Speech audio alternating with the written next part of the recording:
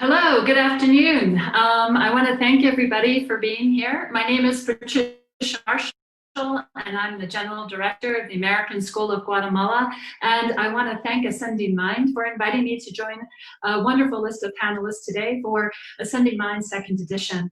I was actually invited to talk about a topic that's near and dear to my heart, and it's about resilience during a time of change. And my conversation will talk and touch upon resilience, as well as the stages of resiliency to reach an ultimate stage called transformation.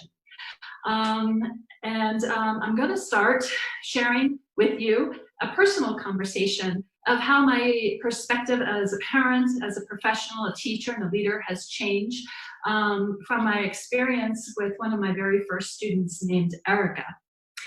Erica was one of my first students when I became a principal in an elementary school. I think all of us have a little of Erica in us. And Erica helped show me what resiliency, what courage, what optimism, opportunity, flexibility, adaptability is all about. And Erica has now become a metaphorical symbol for me in my life about my calling, what is important, what conditions are important for our children and for our students. Erica was a student at a young age when I met her, about 6 or 7 years of age, stubborn, strong, she persevered, she was creative, she was well beyond her years, very bright, big heart, and had incredible imagination. And the day I met her, she was crying in a classroom in a corner, frustrated and furious, her big blue eyes looking at me for help. And the teacher in the classroom, purple-faced, kind of scrunched, and just exhausted dealing with Erica. Erica's friends completely clueless to what was happening with Erica, which tells me that this was a daily struggle that Erica had to go through. In talking to the teacher said, you know, Erica should learn that life could be much easier if she just follows the rules. And I didn't like that. I didn't like what the teacher said it in front of the students. And it was just so simple for the teacher. And for Erica, it was much more than that. It was complex. I sat down and said, Erica, please tell me what's happening. Use your words. How can we work together? Allow me to help you, and you may need to help me. And Erica said, I don't understand. This teacher doesn't understand me. She asked us to choose one color in the crayon box to draw our favorite thing. The problem is, my favorite thing, of course, is a rainbow. And one color can't draw a rainbow. I need 6 colors to draw my rainbow. And this was the start of my relationship with Erica. Of course, at that moment, I thought, wow, you know, Erica is so much smarter and brighter than the adults in this classroom. And clearly her friends in the class had learned to adapt and follow the teacher's rules. Erica also couldn't understand why her friends didn't share in her struggle, because she knows her friends' favorite things were all colorful, but they chose only one. That day, of course, the teacher and I went into a struggle. My relationship with that teacher never repaired. But Erica and I became 2 in 1 for years. Erica taught me what it was to see the world in a creative way, and taught me what my job was in establishing the conditions in a school that encouraged children to be strong, to be courageous, to bounce back after adversity. Erica had an incredible ability to adapt. Every day was a struggle for Erica. She had to be resilient every single day. And I came across this proverb, Japanese proverb, fall down 7 times, get up 8.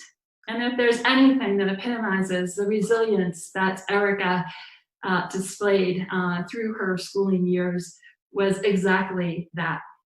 Constant resilience, knocked down, picked herself up, knocked down, picked herself up. But there's something much more than resilience in Erica's story, and in what I think is going to help us as a society and as a community get through the crisis and the challenge and the time of uncertainty and change that we find ourselves in now with the COVID-19 pandemic. Resilience is just the first step to overcoming something. You get knocked down and you pick yourself up and you dust yourself off and you go again.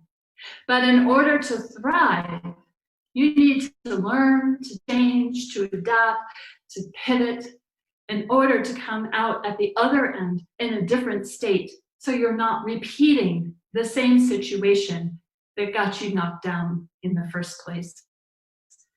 And boy, I hope that's true right now during the pandemic. A little bit about my history. I've developed my career in international independent schools in Colombia, the United States, and now in Guatemala. And since I met Erica, my plight has been to develop a school that establishes the conditions for children not only to be resilient, but to find the courage to seek opportunity and to change the world that they're struggling in.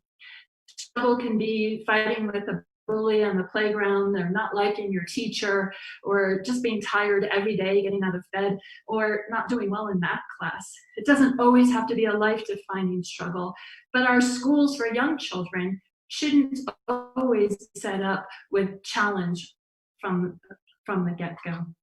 And so Erica, throughout my career, I've carried her with me, I have her with me now in Guatemala, has changed my philosophy and my perspective and how I see the world.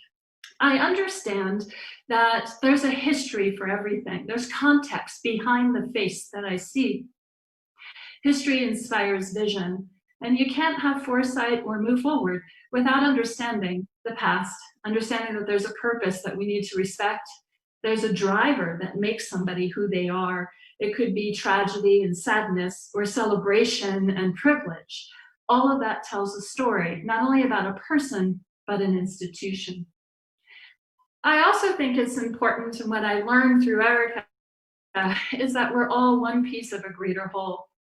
Erica can't be successful on her own, and our school couldn't be successful without an Erica. Erica gave us purpose, right? No matter who you are, you may think you're extremely independent, but the reality is you're probably a member of a family or a team, or you have a place of worship, a church or a temple. You're part of an organization. You're certainly part of a community, a society, a country, and you're an important part of the world. Everybody has a part in this world. And when you realize you're one piece of a greater whole, you become humble. You see the world much bigger than you. And you realize not only are you here to help others, but maybe you're here to ask others to help you as well. I also believe that change is part of our nature. That Erica realized at a young age, she was in a temporary state. That's why she was courageous and had so much daily resilience, popping back up after somebody knocked her down, whether it was a teacher or a friend or even her parents, who were often exhausted with her stubbornness and didn't understand her. She knew this was a temporary state, that there was something later in life that she was going for and working towards. And she also realized that she had to embrace change as well, because she couldn't just fight a fight and be unmovable. And she learned that as she matured. The world changes, seasons and the weather and our opinions and our ideas. And either we're going to be immovable and the world moves past us, or we can adapt, not just to survive, but thrive and come out stronger and evolve from it. I also believe there was something cherishable in Erica, and that is she had the ability to think critically. She didn't accept you have one color to draw your favorite thing, and why. That didn't make sense to her. And she was pushing back. She had good questions. And her purpose was to make the assignment better, not just for herself, but for everybody, because everybody in the classroom was drawing something that was their favorite thing. She had wonderment and curiosity and questions. And sometimes questions aren't valued in today's world. But I think it's our job to instill the skills in our students to ask the right questions. It's our job not to get annoyed by them. When our kids with big questions, it means we've done our job and we want them to pursue information and knowledge and find efficiencies and better ways to do things. And then finally, pivot and shift. We don't just want kids to be strong and bounce back up. That's the first step. We want them to have courage, and we want them to seek curiosity and opportunity, but we need them to be flexible and to change their game plan, like a football player going down to the end line and reaching to make that goal. They may have to change their path. They may have to be flexible along the way, and in being flexible, they may actually discover a better way to perform and to do something, and that's when you strike innovation. And it's our job in our families, as human beings in society, and in our schools to be flexible, to shift around the needs of our students day to day, week to week, generation to generation. And that's not easy. But shift is often like a river flowing over the riverbed and going in between the rocks, the water flowing. Shift is resilience. It's endless, and it's important for enduring through a state of resiliency in the uncertain time of change. Now, it's easy for me to discuss with you these concepts and my ideas about flexibility and resilience and strength, but then you got to put it to test in adversity in a time of challenge. Adversity and challenge sound like a piece of cake compared to a crisis that we find ourselves in with COVID-19. And what's interesting about crisis is that you can look at crisis as doom and gloom and feel sorry for ourselves for being in this state, and feel sorry for our kids for being stuck in a world that's in a complete state of transition and is in paralysis by analysis right now, right? Or we can be absolutely inspired by crisis and seek the silver lining. And last week when I was preparing for the presentation, I came across this quote, which I absolutely love, and it's half true. And so I'm going to discuss that with you. The Chinese use 2 brushstrokes to write the word crisis. One brushstroke stands for danger and the other opportunity. In a crisis, be aware of the danger, but recognize the opportunity. And I couldn't think of a better quote than right now to get us through a pandemic. And it's half true because John F. Kennedy, he did in fact say this comment in one of his speeches, but the other part is not true. It's more than just 2 brushstrokes. And so you see the Chinese symbol, it's simplistic Chinese from Mandarin on the bottom. You do not read left to right, you read right to left. And the first symbol is a very square arch with a spike in its tail. The spike is a warning for danger. And if you're courageous enough to dare to look over the other side of that arch, you will see a horizon of opportunity. And in the Chinese symbol, opportunity is a flourishment of characters, right? It's a more robust symbol on the other side of that arch. And it's a reminder that resilience, being resilient isn't the only thing that's going to get us through change. We have to be able to adapt. It's not just surviving. It's about actually changing the way we can work together in the world. I think that's our role at home, to teach our families and our children that. And it certainly is our role at school, to inspire and empower kids to think, how are you going to thrive in a situation that's kind of out of our control? And that's supposed to inspire them and ignite a creative spirit in them, bring out their inner Ericas. What's interesting in a moment of change and crisis is that we have the opportunity to either to seize our future and adapt and thrive, or just lay low and wait. Right? Human beings are about survival, so most people want to go out and adapt. They will try again. They'll get down and be picked up again. And I found this graph actually in Forbes magazine. It was published this year, this March, as the pandemic was reaching across the globe. And it's written by one of their contributors, Heather McGowan. And Heather says in her theory that we have known for years, at least 20 years, that mankind is in this kind of paradox, right? We are in a moment of complete uncertainty, from terrorism to how we're building a new economy around Bitcoins. It's so abstract that people don't understand. Online terrorism, hacking, computers, right? And she calls this time, or actually an economist calls this time VUCA, volatile, uncertain, complex, and ambiguous. And during this VUCA time period, humanity has a choice. We can either adapt at the rate, that blue line, where we have adapted consistently with strength over time, or we can try to accelerate our adaptation with the technology that mankind has established since dawn, whether it's fire, stone, weapons, communication tools, robots, AI, etc.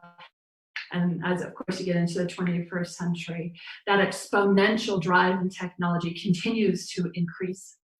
But what she begs the reader is, can coronavirus be an accelerator in how humans adapt? Not how we're going to use technology or adapt our technology to deliver adaptation and reach a state of transformation, but can in fact we as human beings be as resilient as we need to be to strengthen mankind so that we can continue for centuries ahead. And I find her article absolutely intriguing because it's all focused on opportunity.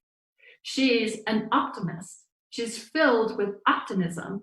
She is daring us to transform how we live, not how we create, but how we live. And I think that is the charge for our schools. And so what does that mean, in fact, for our schools?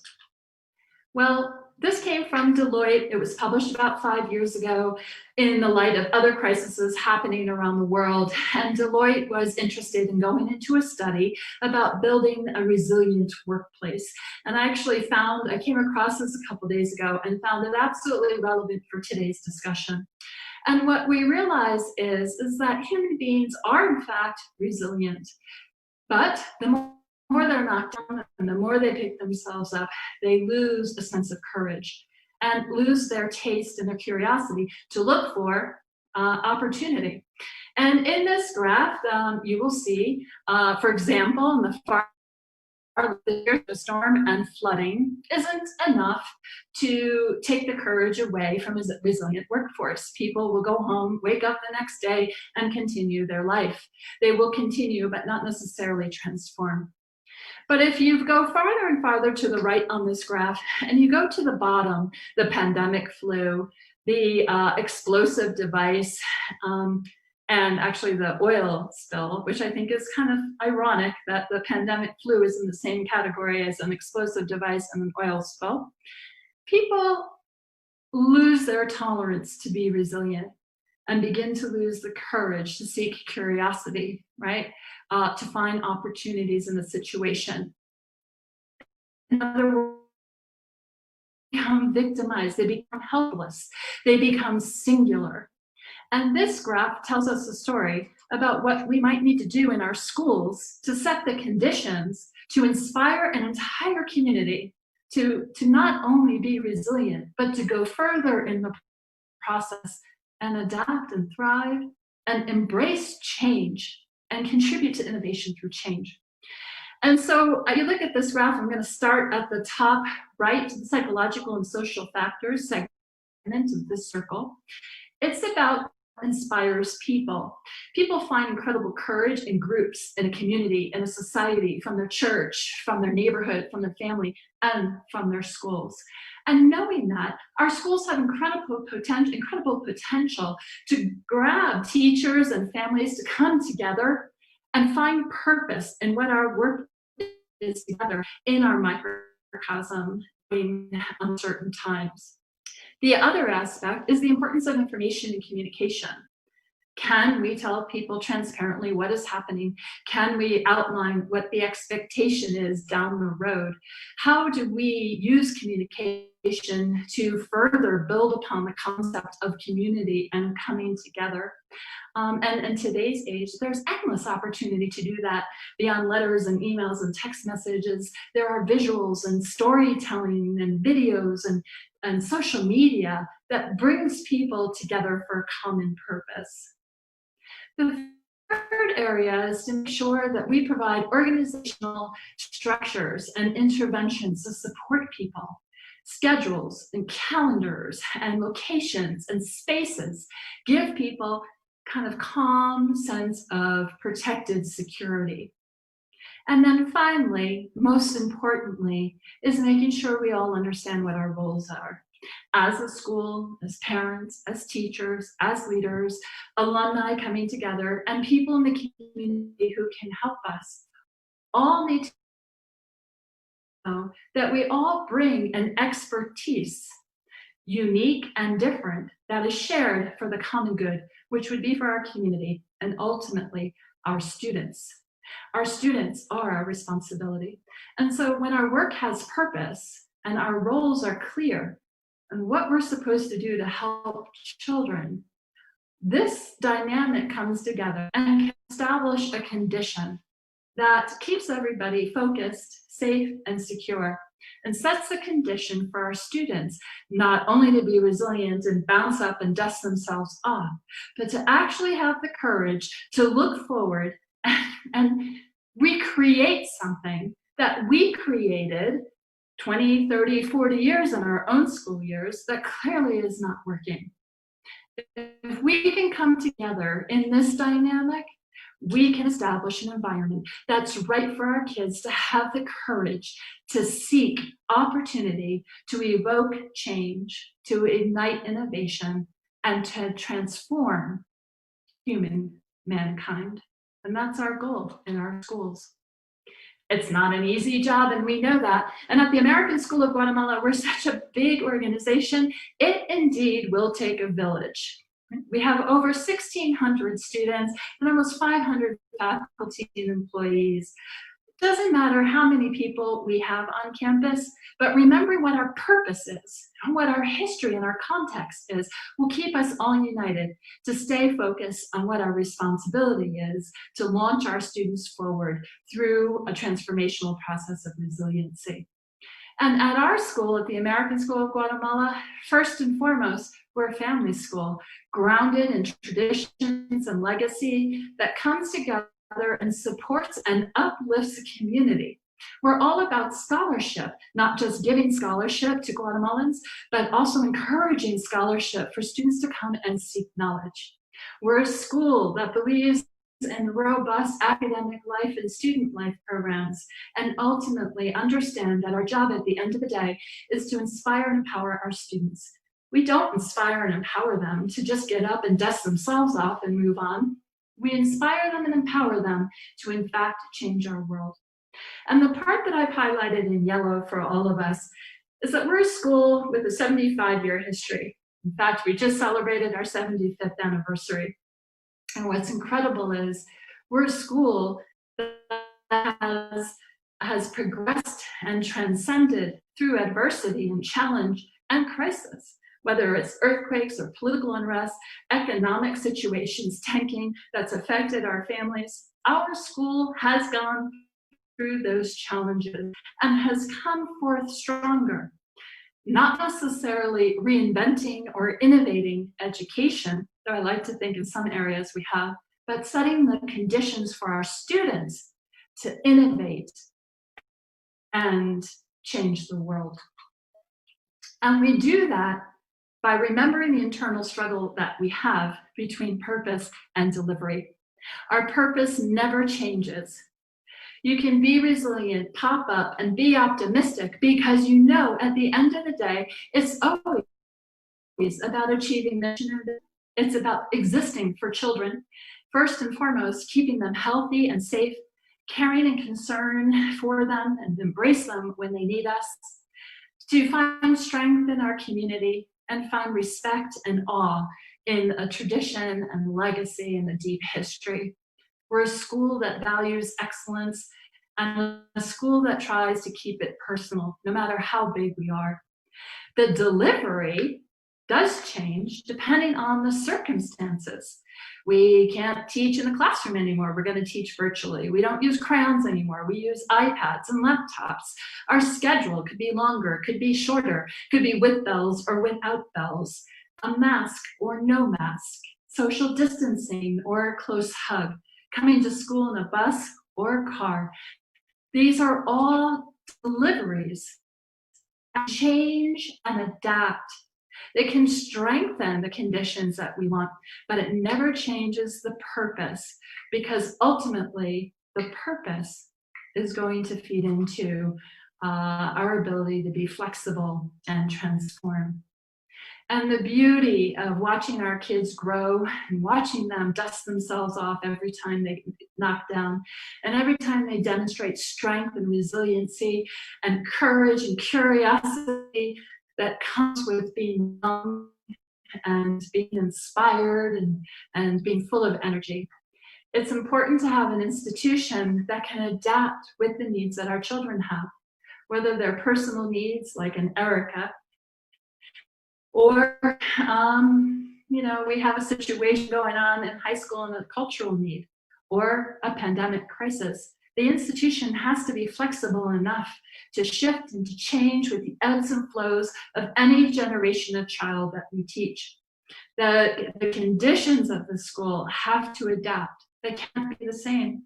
It doesn't matter how we grade them or what math book we use. What matters is that students come first, and that we honor the mission and the vision of the institution, and that we never lose purpose of our history and where we've come from. And if we can get through a state of shift in the institution and build a better school for our kids, they're going to come out the other end ripe for innovation. They're going to find new ways to create, to design, to imagine, to inspire what we teach them, and what content and what knowledge and what skills are, because we've done so in a way where we've modeled adaptability. So I want to go back to Erica at the end of my conversation today. Erica's struggle in the beginning of my story, at the early part of my presentation, was about frustration and tears and heartbreak and confusion. But I don't want you to walk away and feel sad for Erica. Erica is the smartest, most creative, most dynamic genius that I have come across.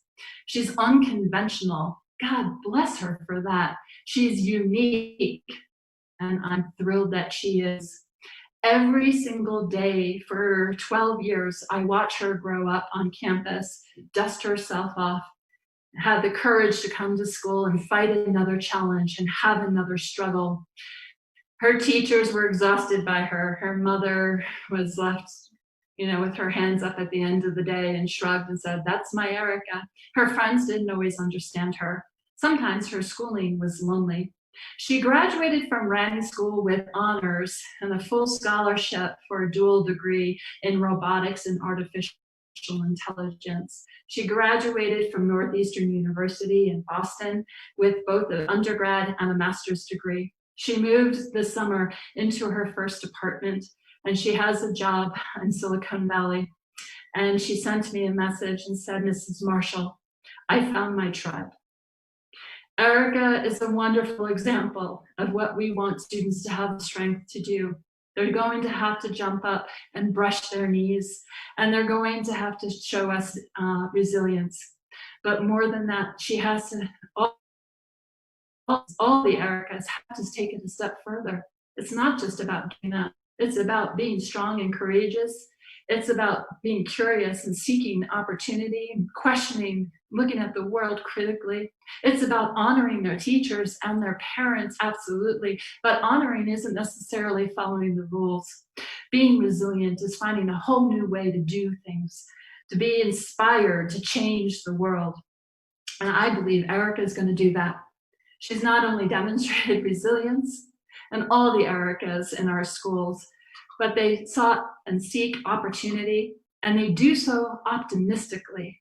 They're excited by it. They know this is a temporary state and that it's going to pass, and they're going to be a part of that passing. And because they're optimistic, they have courage. They don't even know that they have. They see the world as good and whole, and they go out and seek it. And because of that, they are going to transform and rock our world and teach us how to adapt. And they're going to be transformative. That is the whole beauty of resilience that we need this time period. I hope that you go and hug your kids and embrace them for their ingenuity and their creativity and their stubbornness, right? Because they may have something there that we don't have. That's our job, to set the condition so that they can take that step forward and change our world. Thank you.